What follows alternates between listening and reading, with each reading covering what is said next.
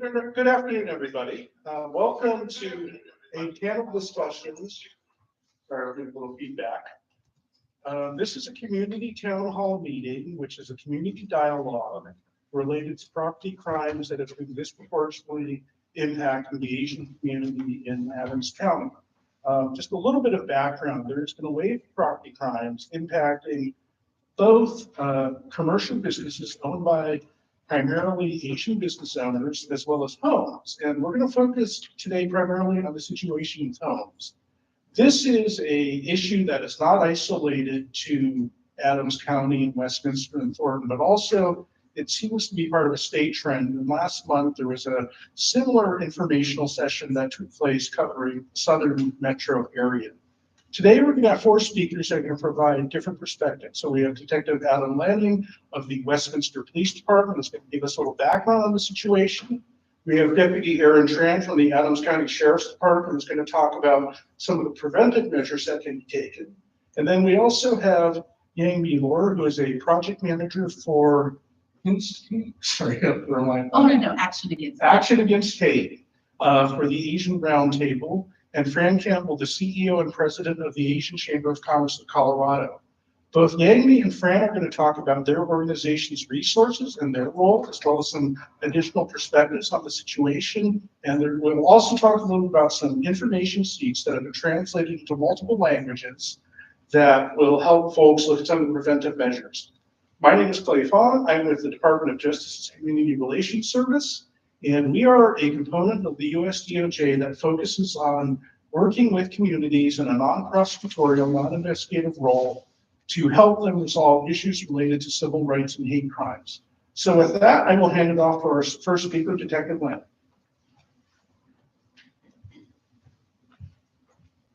Thank you, Clay. Make sure we say, okay, hello everybody. My name is Detective Lanning. I'm with the Westminster Police Department. I'm currently a burglary detective in the investigations division. I was asked to come here today because I noticed a trend starting late 2023, beginning early 2024, where homes, the residence of Asians, were being broken into. And at first I didn't think much of it until we started asking a little more questions and realizing that there was a connection. The connection was all of them owned small businesses, not big businesses, not your Walmarts, your big conglomerates, small businesses, restaurants, check cash, a couple have been maintenance for vehicles. Just we noticed that trend, and then the home was going into. The other trend, we also noticed that there was a specific target.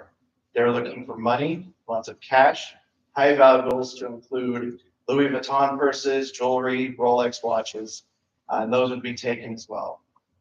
That's when we noticed it wasn't just happening in Westminster, it was happening in other parts of Adams County. And then we realized it's not happening just there as well, it's happening in the state of Colorado as well. Beyond that, it's actually a nationwide trend. And what I mean by trend is these homeowners are being targeted because of that environment of cash in the house and high valuables. Has nothing to do with race, it's just what they deem profitable at the time to commit this burglary. Trends we have noticed where they're identifying it, I wish I had the answer to say we know how they're identifying victims. We're still working through that. One belief is they look up the county assessor's website and just start picking names at random. I think the more plausible one is they start looking for businesses and then they follow that owner home. So this is where I'm asking the community to be a little more cognizant of their surroundings. If you've got cameras on the outside of your buildings, if you're seeing vehicles circling quite frequently, or maybe driving in, nobody's getting out, and they're watching the business, and then they watch you go home, be a little more cognizant of that, because we believe that's where it starts, is they find the business, they follow that person home, and then they monitor that person. They monitor them for a day, a few days, a week, maybe a month, and then they go into the home when you're not there, because they know you're not going to be there because of all the surveillance they've done. That includes just watching you or placing trackers on vehicles. They'll actually climb under your car and place a tracker on the vehicle, or they'll put surveillance cameras that they'll wrap in electrical tape and hide it in bushes to continue surveilling who they believe is going to be a perfect victim for them. So those are just trends we've noticed and we'd like the community to be aware of, because unfortunately what's going on right now. Another trend we are also starting to see is the use of drones. So be mindful of drones at the business as well as the home. So that's kind of what I'm here to talk about. If there are any questions, please post there, and then my info will be on as well. If you have any further questions for me, put that on the Deputy Tran.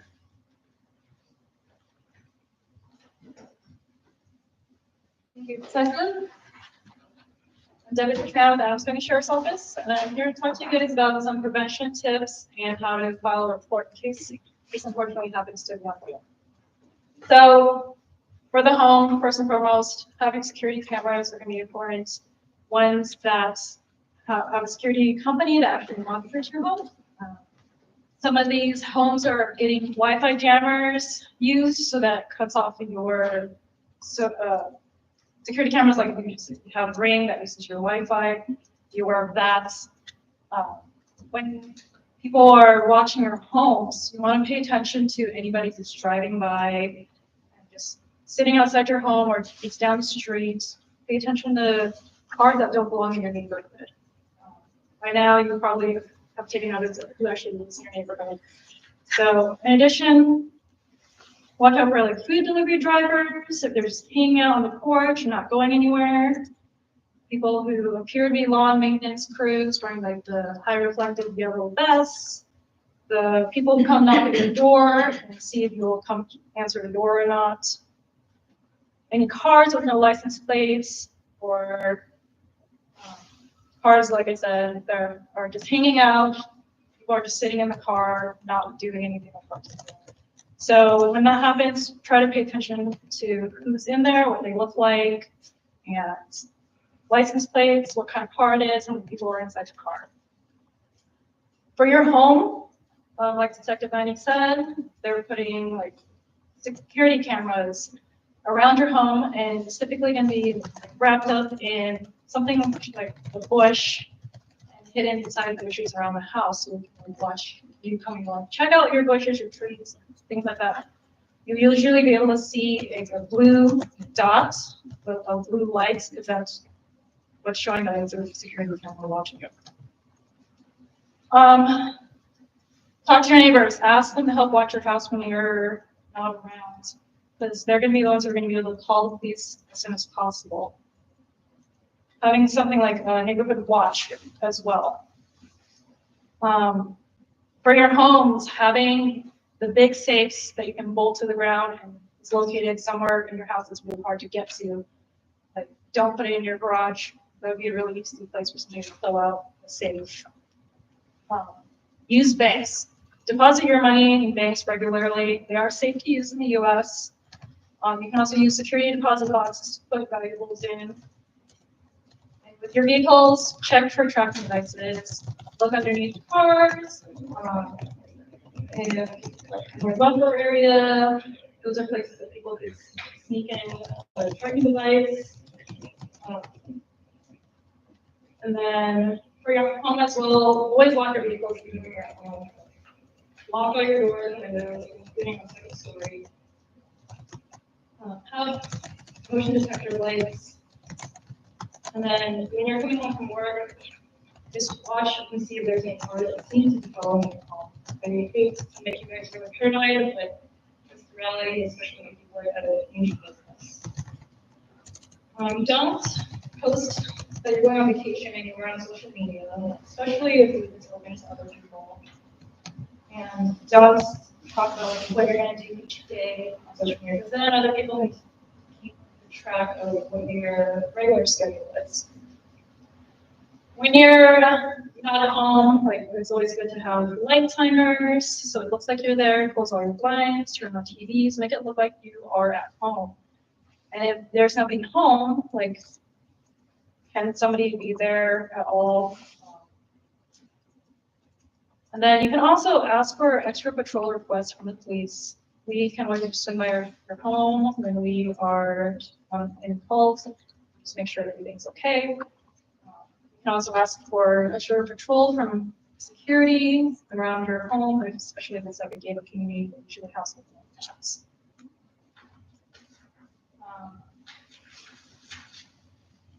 And then definitely, like I said, report any suspicious activity in place. Something you think it shouldn't be there, it's weird, that's that weird feeling in you, that's saying there's something wrong with this person, feel free to call police. We don't mind coming to check those things out. Usually it turns into something that we can handle and arrest. And then just be mindful, we're keeping valuables. A lot of burglaries, people are going in, flipping mattresses, going through your entire closet, ripping down clothes, looking for any valuables that they can. And then also, if you live by an Airbnb, just take note if there's cars going all the time. Look like the person on your face. For your business, similar information, have security cameras with a security monitoring system. They are pretty good at keeping watch and notifying police as soon as possible whenever they get any notification that somebody is not there or they're break-ins. Again, Wi-Fi jammer, so that's why we suggest security companies that actually monitor. Secure garage doors and install bars for your windows. Secure your back doors. Sometimes they come in through the backside instead of the front. Have the really large safes again, bolted to the ground. That way they can just pick it up and carry it away. Notify your landlords and neighborhood businesses about this trend because a lot of people are actually aware of it. That way they can help keep an eye on your business for you. And then, again, you leave work, look out for anybody who might be following you home, anybody who's just sitting around in the parking lot, looking like they aren't actually going into the business. And then, yeah, if your car gets broken into at work, definitely report that to the police because a lot of times they're going in there to get information about where you live since we keep our insurance card in the car. Definitely put the insurance card that doesn't have your home address on there. But depending on what you keep in your car, they can always figure out where you are. So, all right, so then, if you guys don't have any other questions, I'm going to pass it off to Yangmee. Hi, everybody. I'm going to sit here and that's okay. So my name is Yangmee. I'm the project manager with Action Against Hate. So just a little bit of background of us. We are a campaign that was started by Asian Teaching Colorado about a couple of years ago to really empower the AAPI individuals and communities through meaningful dialogue, innovative solutions, and really supporting the most vulnerable among us. And we actually saw this. It was in response to rising numbers of hate-related incidents. And so Action Against Hate really started to identify some gaps in services for individuals, along with individuals that were facing barriers, specifically languages and culture, and other inequities that we're seeing in the AAPI community. Now, we recently got funding from the Bureau of Justice Assistance, and Action Against Hate is back online now. We're actually expanding our mission to really empower individuals and communities of all backgrounds. And some of the things that we're doing is a hate report line. It could be a resource line, but really, we really want to go to our community members. If you don't feel comfortable maybe talking to law enforcement or calling in that report, we want our community members to know that there is an alternative where we're not law enforcement and we're not going to be able to take that police report for you, but it is also a place for you to go ahead and give us a call and get maybe access to translated documents or things like that that we have on file for you, like resources for you to be able to go ahead and contact us about, and for us to be able to go ahead and take your report and then kind of be someone there to acknowledge and listen to your situation. Now, again, we're not going to be able to go ahead and call the police on your behalf. However, we would love our community members to be able to go ahead and give us a call so we can go ahead and reach out to our contacts like Erin and Erin to be able to go ahead and do a warm handout or be able to go ahead and communicate with everyone together. If you need someone, I will be answering the phone. Majority of the times we do have a couple of other staff members and volunteers who's going to be assisting with the hotline, but we are here to listen to you. And if anybody's listening to the phone number, get a pen or paper down. It's also on our Facebook and our website at actionagainst-hate.org. But it's 1-888-751-0571. So that's 1-888-751-0571. 0571. If somebody doesn't pick up, go ahead and leave a voicemail and we will be able to go ahead and get back to you. You can also submit a report online if you don't want to go in and talk to somebody. That is on our website at actionagainst.org. You're able to go ahead and submit a response online without having to provide your name or anything. So a lot of both of these options allows you to go ahead and make a report anonymously. We also did do a handout, which I can go ahead and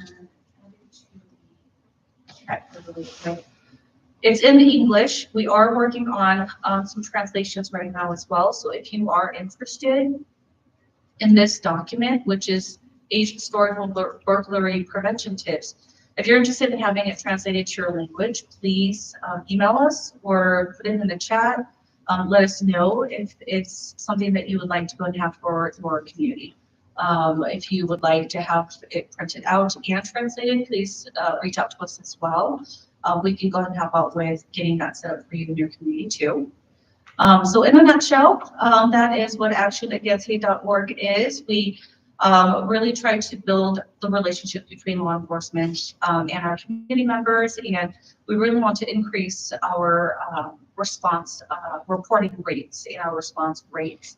That's something that is one of our main goals. Is we want our community members to feel comfortable with speaking to law enforcement, and we will be having some upcoming trainings, which will focus on culturally competent and trauma-informed victim services for a lot of our communities. And so if you or your organization or anybody is interested in that, please feel free to go reach out to us as well. An email that you can reach out to us is outreach@actionagainst.org, or you can go ahead and contact us through Messenger or Facebook as well, and through our website.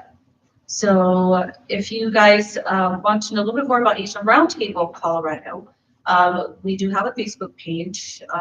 Asian Roundtable Colorado is the organization that had started the Action Against Hate campaign. They started back in 1994 and worked with over 58 Tran organizations to really promote unity and action among the Colorado API communities.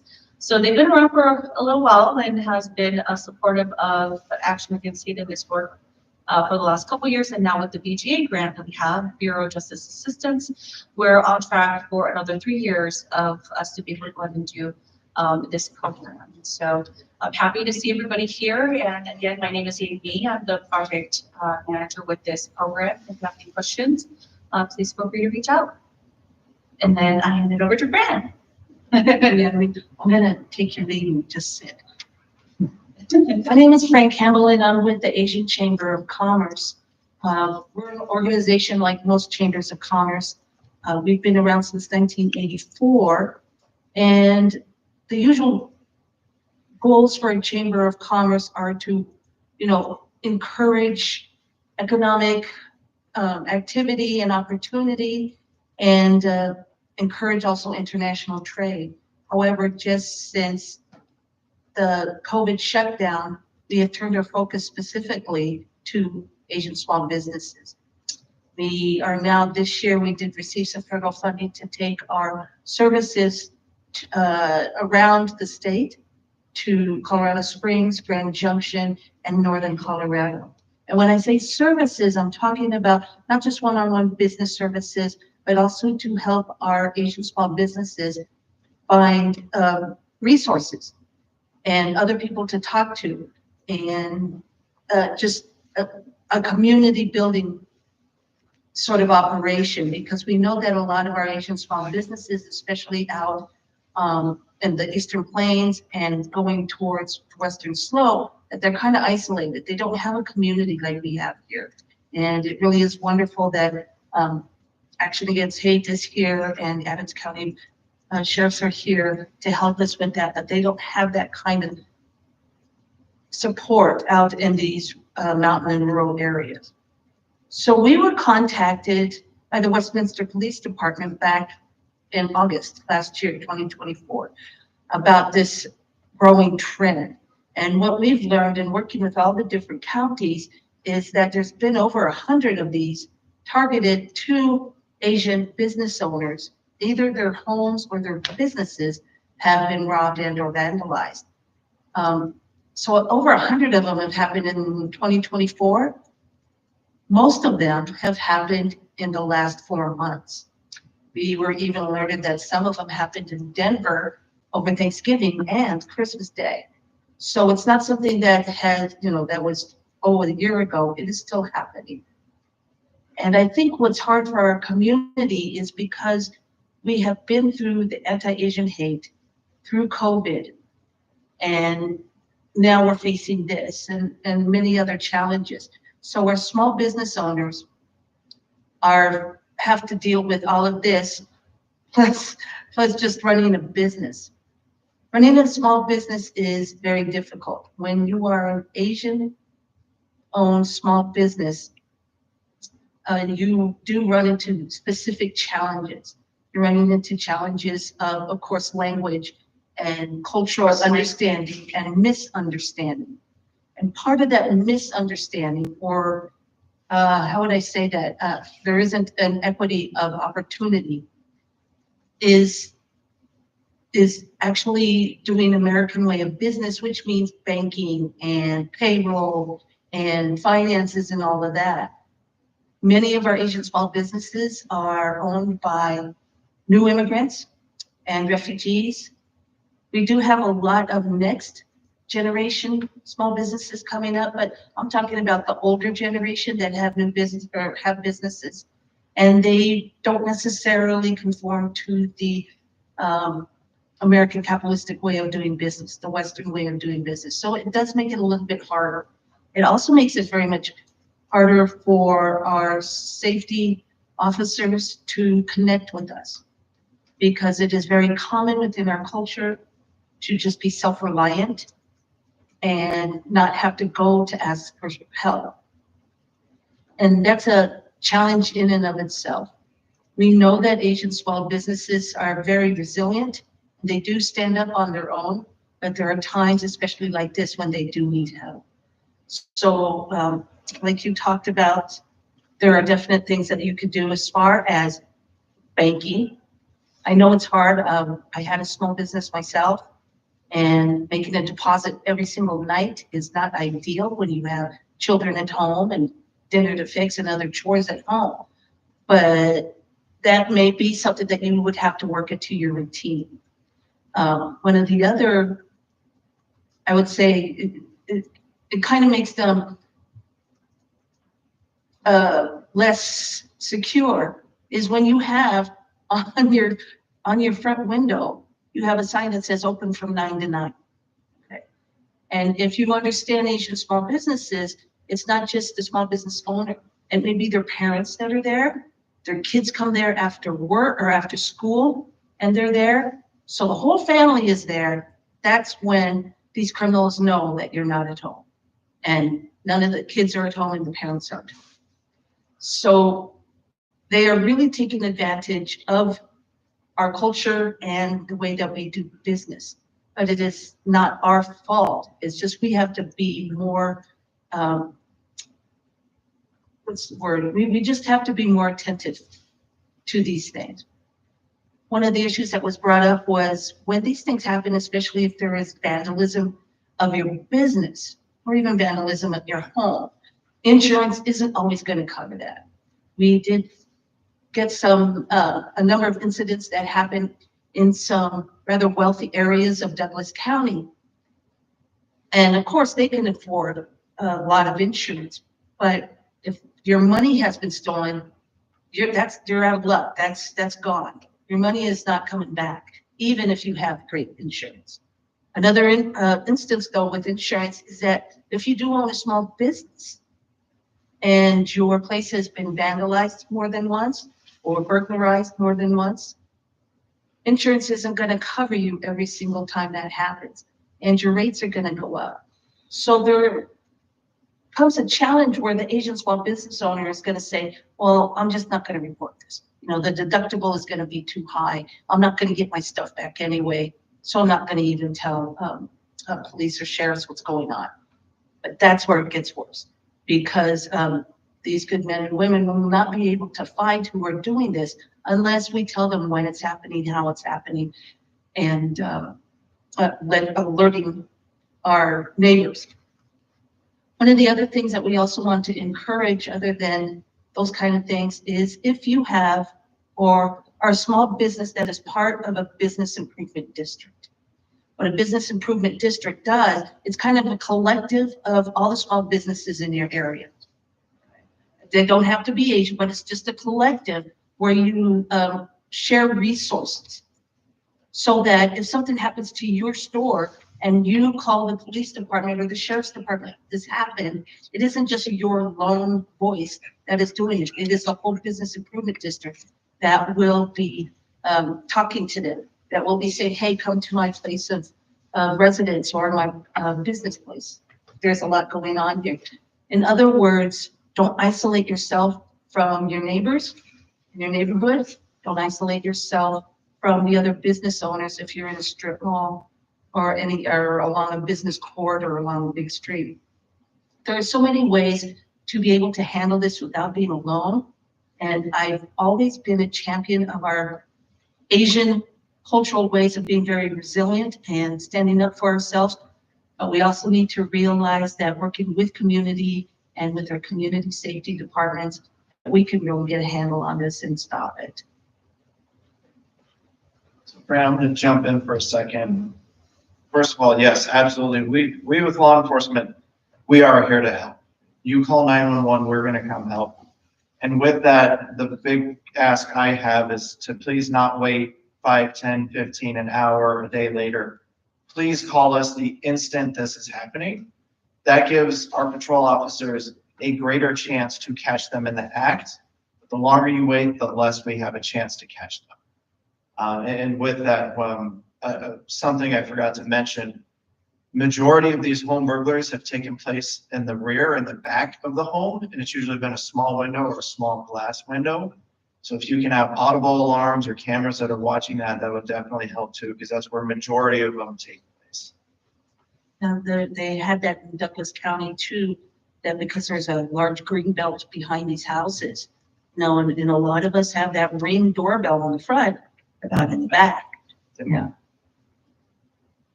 So the Asian Chamber of Commerce is available to help you find the resources that you need and to help make the connections so that you can continue your business in the way that you see fit. Thank you, everybody. This has been very enlightening. It looks like we have a couple of comments and questions that have come through the YouTube channel. So I just want to address some of those. So one question or one observation is that if your car is broken into, it's important to check out if you had a battery-powered remote, whether that's there or not, because as someone else put it, it's best to never leave a battery-powered garage door or opener in your car at all, because that's like in your house using the car. So I think that's some good advice. We also have a question that I think some of, at least it's been partially answered, but I think it raises some excellent points. So this question comes from Aim High. I'm attending it as an ally and I'm looking for ways to help. Curious why this is happening in Asian small businesses. Would you say the isolation? I'm going to talk a little bit about that. And also the best ways for allies to help. So I'll leave that to the panel to come up with responses to that. I'll start with why we as law enforcement believe Asian businesses are being targeted, and it's like what Fran said, it's the way they conduct business. There's a lot of cash coming and going, especially being left in the home. And the reason why a lot of criminals like to steal cash is we can't track it. Once it is gone, it is gone, and it is never coming back, and we can't say who it belongs to. So that's why from our end, we believe they're being targeted because of the valuables in the home as well as the cash. And with the business, it's just going to keep going up. I wanted to add in that building relationships. So I know that a lot of our Asian communities, we are all kind of operating in our own little separate communities.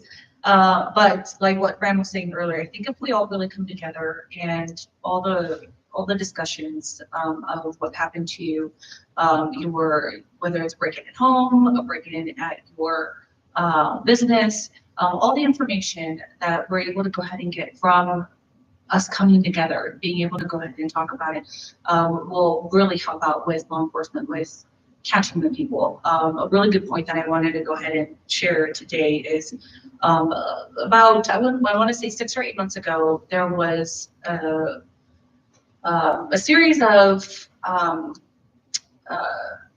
criminal activities that were happening at Asian places of business over in Denver. And it was because the community came together and was willing to go ahead and make these reports to law enforcement, to the Denver Police Department, and was willing to go ahead and explain who those people that were doing this, because what they were doing was they were waving people over to their car, but parking at like maybe restaurants and Asian grocery stores, and then waving people over, acting as if they needed help or they were lost. And once, folks came over, they would actually pull them halfway into the car, pull their arms and grab any jewelry or wallets or phones or anything that was on them, drive off.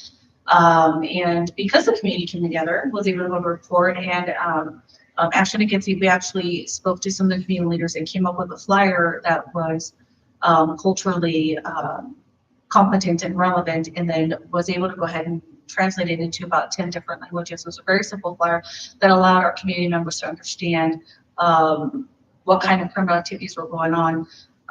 They were able to go ahead and find the people, and the criminal activities stopped. And so one thing to think about is we can do more if we can come together, really help each other out with our communities. If you see something happening, the see something, say something. If you see anything happening on whether it's your street, your business, or like maybe just a few blocks over, we're really encouraging our folks to go ahead and either call law enforcement or call the hotline for us to be able to gather the necessary information, for us to be able to help you guys as much as possible. We are here as much as we can, but we can't if nobody calls us and tells us that something is going on. And we don't want to have the experiences that we've had been, for example, the last couple of years, where it was maybe 6 months ago, and then we heard about some sort of an accident, like what Detective Lanning was saying earlier, is that time is very essential. The quicker, the sooner that you can go ahead and provide those reports, the quicker we're going to be able to go and respond and provide that support for our community members as well. Which comments? I think I just want to finish with, this isn't to scare you as a business owner. We want you to continue to thrive and be successful in your business. But unfortunately, this is a real world issue we're dealing with, and we want you informed. We want you to stay vigilant to keep yourself safe, your family safe, and all those employees you have safe too, because unfortunately some employees have been affected as well, not just the owner. So just please be vigilant, be mindful, and do not hesitate to call. Even if it's a car, just as a business, have us come take a look. We're more than happy to go out and see what's going on.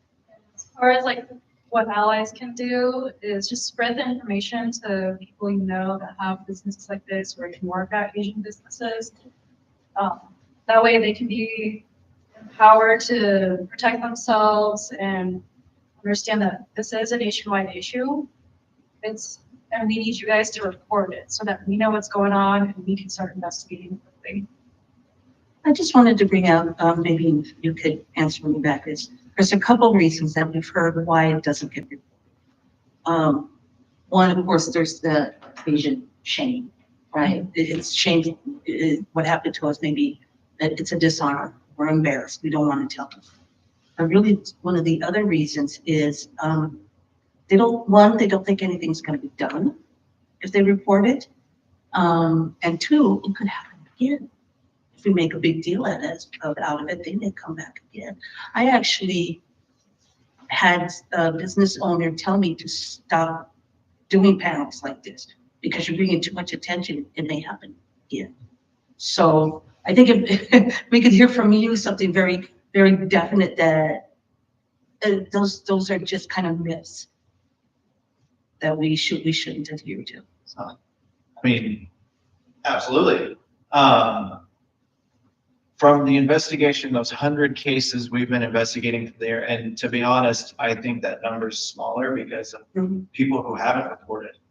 We think there's a lot of underreporting of these incidents. From the 100 I've seen and talked to other investigators throughout this metro area, I think one has been a victim twice. So I would say no, the statistical or not, the statistics that it might happen again, I mean, I can't say no, it will never happen again. I can't say that. Could it? Maybe. Odds are slim it'll happen again. Most people who are doing this realize this has probably been years of saving this person has done. So they wouldn't want to come back again in 6 months because there's no way there's going to be that amount of cash in it. I'm sorry for being blunt, Oh, but that's it's true. true. I get it. With that, it's the fact that I understand a lot of people think an officer is going to come out and take a report that nothing's going to be done. Well, I'm here to tell you that's not true. From what I've seen and from what I've been investigating, I've spent a lot of time. I go out and try and find surveillance. There's a lot of data we're collecting. We as law enforcement, and this is just the state of Colorado alone, we have gathered so much data, it's taking us months to review all the data we've collected from all these different burglaries that have been reported. So yes, we are doing the best we can. There are some advantages these individuals are using as a loophole to protect themselves and hide from us. But some have been caught, some have been identified, and we're working through that process to bring justice to those who have been affected. But unfortunately, TV is a lie. It takes its time. It's not going to happen tomorrow. It's going to be months, maybe a year or more. But we do look into it. We don't just say, sorry, this happened to you, case closed. No, a lot more goes into it than just that. And I appreciate you saying that publicly because that's something that a lot of our business owners don't hear that piece. They don't hear that piece. So, and they are also always looking for wraparound services. You know, do you provide victim services, any kind of mental health kind of things? Absolutely. So we have a co-responder program at our PD, usually with people who are kind of in crisis at the moment, but we do have someone who can offer other services if somebody's needing mental health services along those lines. Victim services, yes, we have victim advocates at Westminster PD. However, to receive those services, they have to fall under the victim rights crime. And on my end, it's hard to say they were targeted as hatred towards the Asian population and more so just exploited because they are a successful business owner. So with that, they're not falling into the victim's rights, compensation, and rights that can be provided to them. So that's an unfortunate part of this process. Thank you. I wanted to go back to when you guys were talking about trackers on cars. I wouldn't be, for example, experienced enough to look under my car like, oh, look, there's a tracker right there. If anybody wanted to or thought that maybe they were being tracked somehow, or maybe they saw somebody fishy outside of their car, and now they're wondering if they put something under there, but they're not sure how to really look at it. Who would they be able to call law enforcement, or who would they be able to call to help them check their vehicles or other things that might have that possible tracker? There's many options for them out there. Yeah, you can call, wherever your business is. Let's say you work in Westminster, that's where your business is, or Thornton or Adams County. You can call. I don't know how long it would take for an officer to get out there. Unfortunately, we're very busy at this moment. You could maybe come to the police department and we could take a look for you. Most criminals don't like it when a car is driven straight to a police department. So that is always an option. Take out your phone, use the setting and look under your car and see. A lot of times it's placed on the frame because they need a metal connection to adhere it to. And it'll look out of place. Sometimes you got to do a little investigating to find it. Some I've had to really get under a car. So like in the wheel well? Sometimes sometimes just on the frame of the vehicle, on the inner parts. They've got under there and hidden it there. But they don't try and disguise it. It's literally just a magnetic tracker, and it's there. Or if you've got a friend who's willing to crawl under a car, or a child, or someone younger, more nimble, who's willing to go under the car and look for you. Many options. Don't be afraid. If you think somebody has cased your business and maybe it's been around your car, look into it. Don't be ignorant. Just check it out. Make sure everything's okay. You can use like a mirror put in there, or like use your phone with the camera so you can like it's like a selfie version. like look over there too. So, yeah, the frame is gonna be like where you would lift up the car to like change your tire. That's where it's for. I want to jump in for just a second. Dennis mentioned posting up, beware of dogs. You're more than welcome to post up, surveilled or protected by Brinks or whomever. People with dogs, the suspects were aware the home had dogs and they brought food to distract the dogs. So just be mindful that these individuals are really monitoring who they are targeting and know exactly what they're doing before they go in. This is why we're informing you of this situation, is it's sophisticated people doing work and who are monitoring their intended victim and know a lot of information before they execute their mission.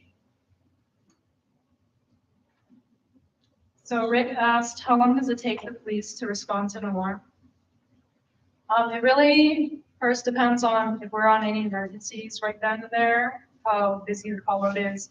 Does the call come in just as like alarm script versus security monitoring company is actually viewing somebody on the property, or the business or homeowner is checking their security system and sees somebody who's not supposed to be in the home and is actively in there. Those are gonna take higher precedence. So it just really depends. We try to get there as quick as possible. Because we do like to catch the bad guy. But it all depends on context of how people are telling dispatch what's going on.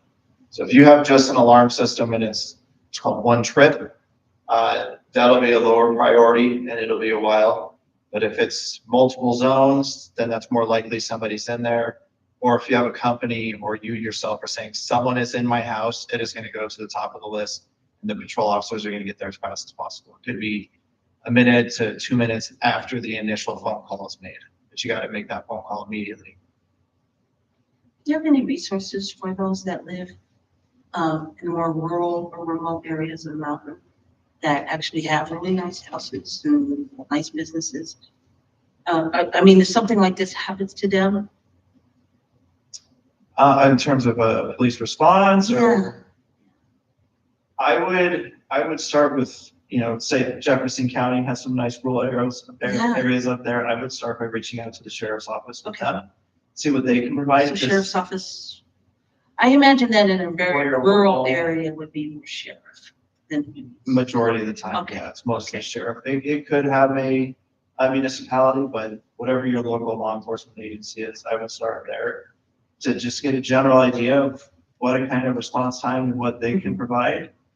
Because I don't know what a mountain town or county would provide. I know what Westminster will provide. But Yeah. everybody's a little different because unfortunately, a lot of it's funding and staffing that kind of depends on a lot of that.